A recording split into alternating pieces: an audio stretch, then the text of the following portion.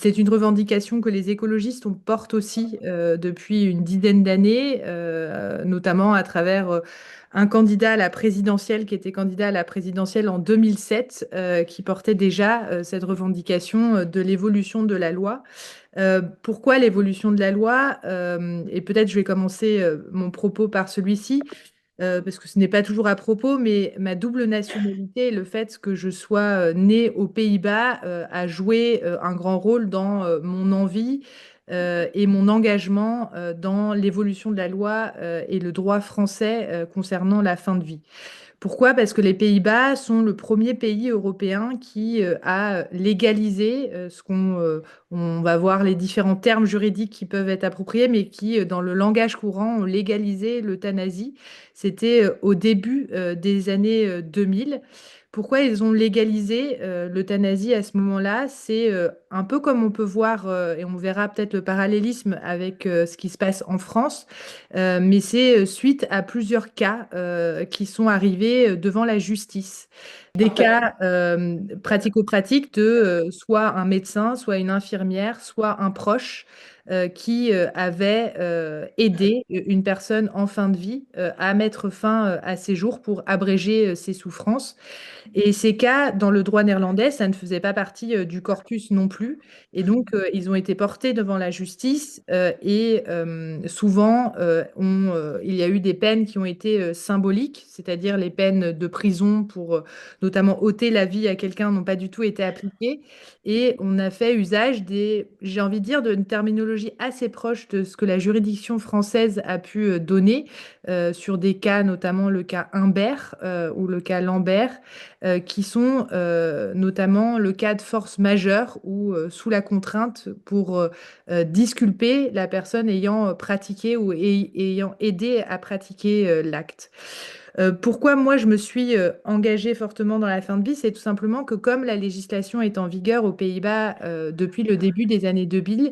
moi j'ai quitté les Pays-Bas à ce moment-là. Pour autant, l'adoption de cette nouvelle législation a fait aussi que la question de la fin de vie est rentrée dans la culture générale et dans le récit commun qu'on peut se faire de la fin de vie. Souvent, on obère un peu cette période-là et si ça nous arrive pas, on n'y est pas confronté directement. La question de la mort ou de la fin de vie sont des sujets dont on parle finalement assez peu.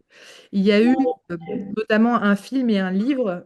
qui a aussi après été traduit en film, qui ont fait grand bruit aux Pays-Bas, notamment un ouvrage qui s'appelle Une femme arrive chez le médecin. C'est l'histoire d'une femme qui est atteinte d'un cancer du sein, qui est assez jeune, qui a une jeune enfant de 2 ans et qui, au final, se retrouve au fur et à mesure confrontée à un cancer généralisé avec d'atroces souffrances. Et malgré le fait qu'elle soit jeune, qu'elle ait essayé tous les recours à la médecine pour pouvoir guérir, le fait qu'elle soit atteinte de manière incurable et qu'elle soit dans d'atroces souffrances et que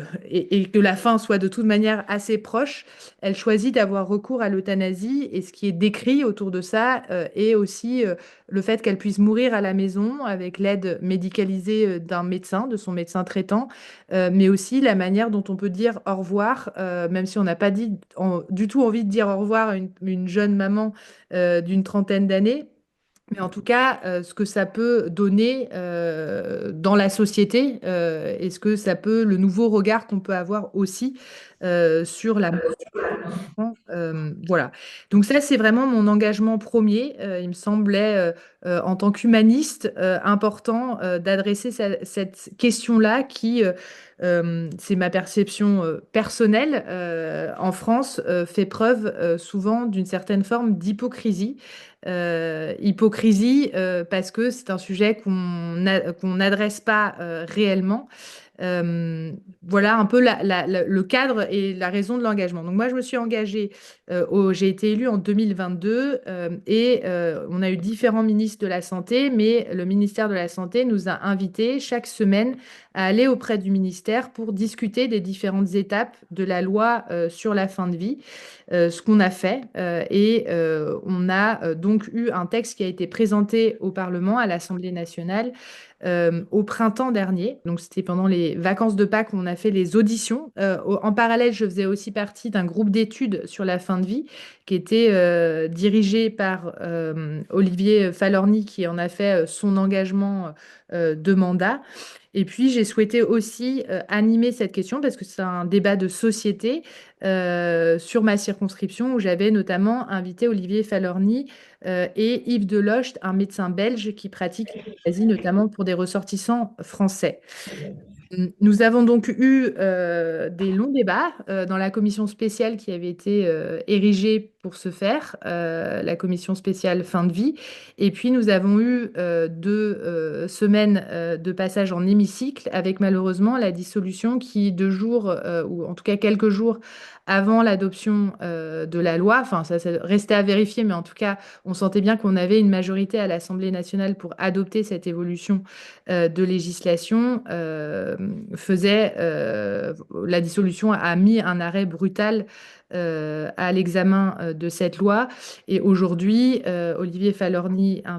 accompagné de celles et ceux qui avaient œuvré, l'ont traduit en proposition de loi et nous l'avons redéposé à l'Assemblée nationale et cela devrait être discuté à partir de la fin du mois de janvier, sachant, mais ça sera s'il y a des questions sur le sujet, mais que la configuration de l'Assemblée nationale est beaucoup moins propice à l'évolution réelle de la loi, dans la mesure où notamment l'extrême droite avait de manière systématiquement posé des amendements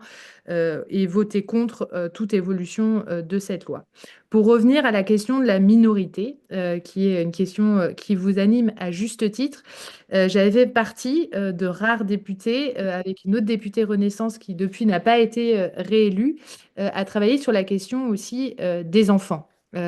Puisqu'il y a comment on fait évoluer la législation française et comment on fait aussi évoluer la législation, comment elle s'applique de manière parallèle aux mineurs, sachant que dans l'ébauche de la loi qui avait été évoquée, la question de la majorité était bien stipulée comme une condition sine qua non pour pouvoir bénéficier de l'aide active à mourir. C'est la terminologie juridique qui avait été retenue pendant la commission spéciale et lors de l'examen de la loi. Euh, cette question de la minorité, c'est une question qu'en réalité, tous les pays, le Canada, etc., qui ont adopté une législation sur la fin de vie, la Belgique aussi,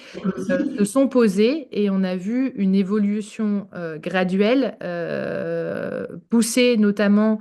par des parents, mais aussi poussée par les pédiatres ou la communauté médicale qui, à un moment donné, quand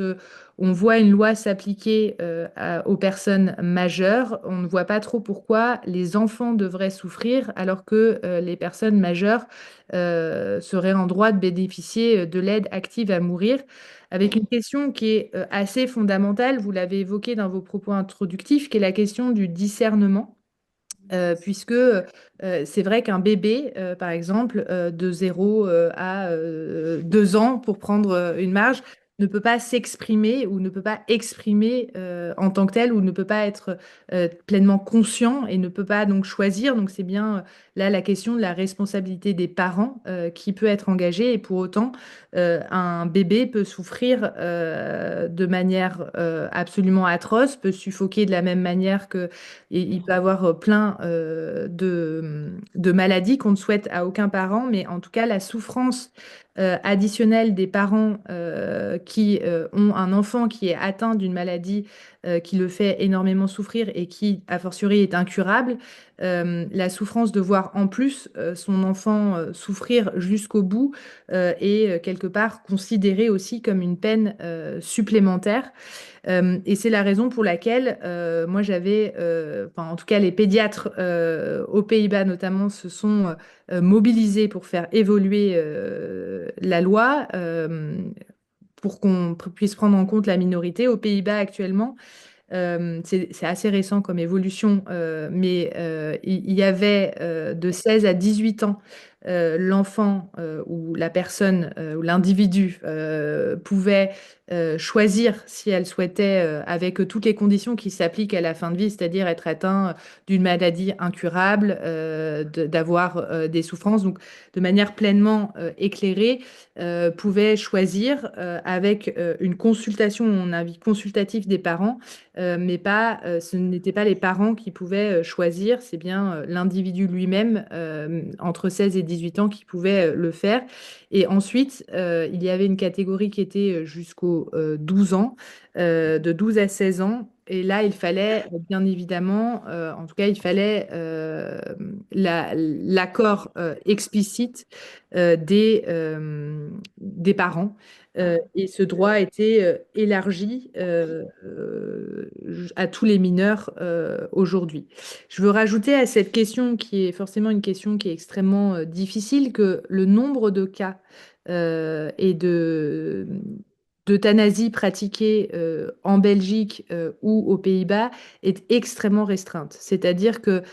il s'agit de soulager, mais on parle de 4 cas au Belgique ou de 10 cas aux Pays-Bas. Donc c'est des cas qui sont euh, extrêmement restreints. Et pour autant, d'un point de vue de droit, mais aussi d'un point de vue philosophique, d'un point de vue sociétal, c'est important de pouvoir avoir ce débat et de pouvoir faire évoluer notre législation de la manière la plus progressiste possible.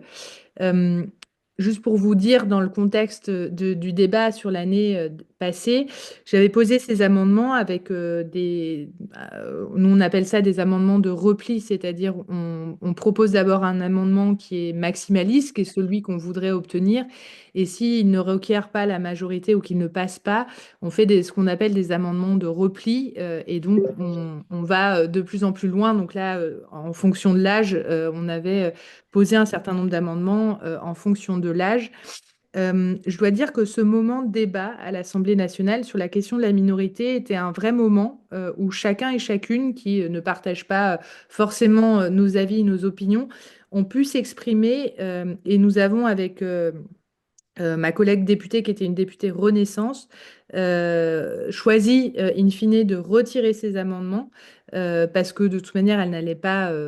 requérir une majorité requise pour être adoptée. Mais on avait choisi pour autant de les maintenir pour justement que ce débat puisse avoir lieu. Parce que si on ne pose pas ces amendements, on est sûr de ne pas avoir ce débat sur la minorité, sachant que sur ce sujet, comme sur d'autres, il peut y avoir parfois un peu d'outrance et de caricature qui sont posées dans le débat parlementaire. Et donc, voilà, on ne voulait pas non plus se faire croquer comme des tueuses d'enfants, parce que ça pouvait parfois aller jusque-là. Euh, Enfin, je me rappelle par exemple, le Rassemblement national disait notamment sur les Pays-Bas qu'il y avait des quarts de personnes malades qui fuyaient les Pays-Bas pour pas se faire euthanasier, ce qui est bien sûr un énorme mensonge, mais c'est juste pour vous montrer enfin, l'extrémisme dans lequel le débat politique peut parfois s'entraîner. En tout cas, sur la question des mineurs, je trouve qu'on a eu un débat qui était plutôt apaisé et dans le respect de chacun et qui semblait important de poser.